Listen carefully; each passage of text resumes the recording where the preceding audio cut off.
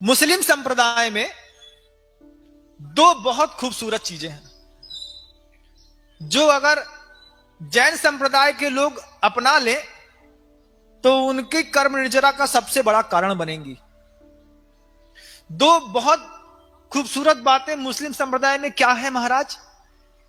पहली बात तो यह है कि मुसलमान होने के बाद भी वो अपने हाथ से कभी माला नहीं छोड़ता। कभी भी आप किसी भी सच्चे और पक्के मुसलमान को देखिएगा, उसके हाथ में निरंतर माला चलती रहती है। एक बार पूज्य मुनि श्री अभय सागर जी महाराज ने हमसे यह उदाहरण देकर के हमको बताया कि देखो, मुसलमान होकर के दिन भर माला फेरता है, तुम क्या जैन होकर के दिन भर माला नहीं फेर सकते? हमने कहा महाराज बात तो आप सही कह रहे हैं, लेकिन कुछ नहीं। उसके हाथ में ऐसी माला रहती है, वो माला में अपने खुदा का नाम बार बार लेता रहता है। किसी से बात करने का मौका आता है, फट से बीच में माला का गुरिया पकड़ता है, बात करता है, छोड़ देता है, जैसे ही छोड़ता है फिर माला फेरना शुरू कर देता है। मुसलमान होकर के ऐसा करता है। क्या आप जैन होकर के ऐसा नहीं कर सकते कि अपने हाथ में दिन भर एक माला ले लें? दुकान में बैठे हैं, एक माला ले ली, ग्राहक नहीं है, तब तक नमोकार मंत्र की आदि हो जाएगी, रोक लेंगे, सामान दे देंगे, फिर नमोकार मंत्र शुरू कर देंगे। क्या है इससे क्या होगा महाराज? इससे आपकी मन वचन और काया तीनों की शुद्धि बनाए रखने में यह नमोकार मंत्र की माला बहुत बड़ा सहयोगी बनती है। कर्म निजरा का अभूतपूर्व कारण है। यह माला उसका सर्व पाप प्रणाशनो, जिस मंत्र के लास्ट में अंत में लिखा गया कि यह पंच नमस्कार मंत्र सब पापों का नाश करने वाला है। माला नहीं फेर सकते? कर सकते हैं महाराज, फिर करते क्यों नहीं? क्या बताएं महाराज, जब भी फुर्सत मिलती है तो व्हाट्सएप खोल लेते हैं, इंस्टाग्राम चैट बुक चलाने लगते हैं। ये माला का तो उपदेश आप पहली बार दे रहे हैं, आप पहली बार समझा रहे कि मुसलमान माला फेरता है, आपको भी फेरनी चाहिए, लेकिन अभी तक तो हमारी आदत उसके पड़ गई। मोहिन समृतम ज्ञानम स्वभावम लभते नहीं। कितना बर्बाद करोगे अपने आप को, तुम खुद बताओ। जो काम तुम कर सकते हो, अपनी स्थिति में रह करके कर सकते हो, तुम वो भी नहीं करना चाहते।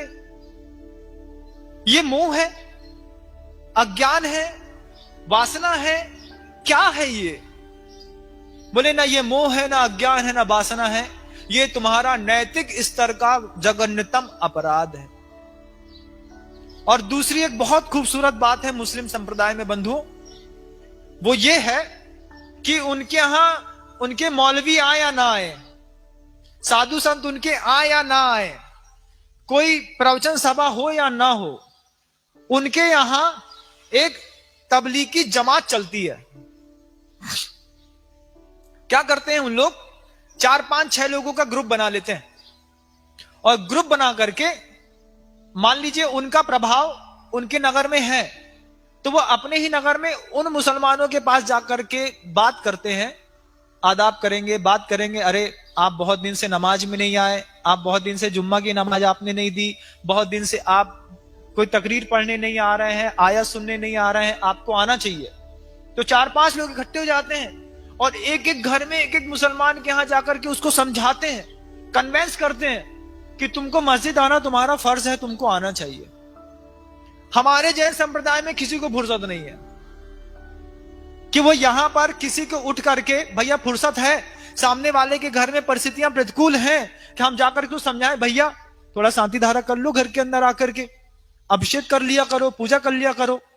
कोई पापी अपने पाप कर्म की वजह से साधु को आहार दान देने नहीं आ रहा, हमारा कर्तव्य बनता कि उसको बोले, चल अरे साधु आए, ले दुपट्टा पकड़ चल मेरे साथ, हम तुमको आहार दिलवा देते हैं, हम तुमको पूजन करा देते हैं। ये सहयोग की भावना जब तक इस जैन समाज में नहीं बनेगी, तब तक ना जैनत्व का विकास होगा, ना जैनियों का विकास होगा। जैनी इसलिए अधूरा है बंधुओं, 1% बचे हो, और मुसलमानों की संख्या आज पूरे विश्व में 600 करोड़ की जनसंख्या में 200 करोड़ है। उन 200 करोड़ की जनसंख्या के बीच में उनकी नैतिक आचार संहिता कैसी भी हो, लेकिन धार्मिक आचार संहिता कितनी खूबसूरत है। इस दो खूबसूरती को देखिए कि दिन भर हाथ में माला चलती है और जैसे ही मौका मिलता है 4 लोग इकट्ठे होते हैं और उस व्यक्ति को टारगेट बना लेते हैं जो कभी मस्जिद नहीं आता। आप में से 4 व्यक्ति अपने लोगों इकट्ठे हो जाओ और रोज का टारगेट बना लो कि ये कभी पूजा नहीं करता, ये कभी अभिषेक नहीं करता, ये मंदिर नहीं जाता, इसके घर में चौका नहीं लगता। माँ बहनें नियम बना ले कि इसके घर में जीवन में कभी चौका नहीं लगा, मेरे 25 साल देखते देखते, चल तेरे घर में हम आके चौका लगा लेते हैं, तू आत्रो आत्रो करके साधु को आहार दान दे ले और अपने कर्म की निर्जरा कर ले। जब तक साधर्मी बात्सल्य इस तरीके का आप लोगों के जीवन में नहीं आएगा, ये जैनत्व आज 1% बचा है बंधुओं, आने वाले सदियों में ये 1% भी नहीं बचेगा। कितनी कट्टरता है उस धर्म में अपने धर्म को लेकर के, और इतने ही फ्लेक्सिबिलिटी हमने अपनी लाइफ स्टाइल में अपने कॉन्स्टिट्यूशन और अपने इनको लेकर के कर ली है कि हम हर चीज से कॉम्प्रोमाइज करना सीख गए।